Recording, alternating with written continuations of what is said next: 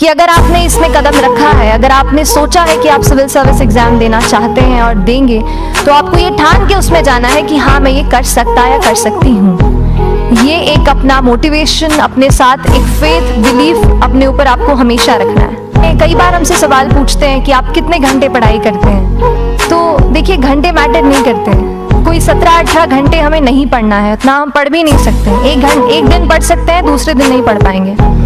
5 से 6 घंटे ही आपको देने हैं, उतने निकालने हैं। पर वो जो वक्त आप अपनी पढ़ाई को देते हो, वो कंसिस्टेंटली आपको रोज उतना ही अपने पढ़ाई को देना है।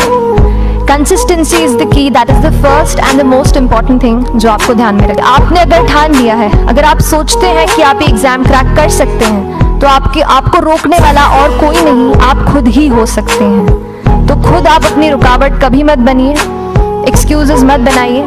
ऑब्स्टिकल जरूर आएंगे, उन्हें आपको चैलेंज करना है। Challenges are meant to be challenged.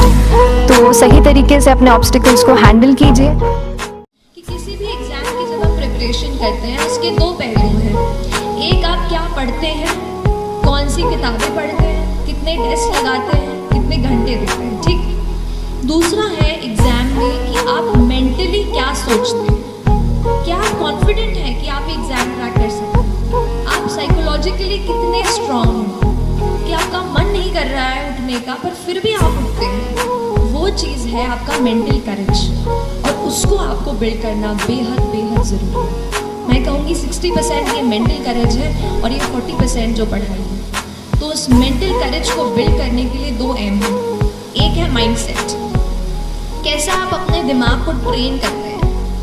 देखिए एक बात होती है, जैसे हम कभी पढ़ते हैं तो हमें लगता है कि आज मैं बहुत थक गई हूँ, आज बिल्कुल पढ़ने का मन नहीं है, अब तो पढ़ ही नहीं पाऊंगी। तो ये क्या है, आपका दिमाग आपको बोल रहा है कि आप नहीं कर सकते, आप नहीं कर सकते। हम अपने दिमाग से कई बार कंट्रोल हो जाते हैं। हमें करना ये है कि हमें अपने दिमाग को कंट्रोल करना है। हमें उसको बताना है कि नहीं, आज अगर मैंने सोचा है कि मुझे ये चैप्टर कंप्लीट करना है तो मैं करके रहूँगी। तो आपको अपने दिमाग को कंट्रोल करना होगा, ठीक है।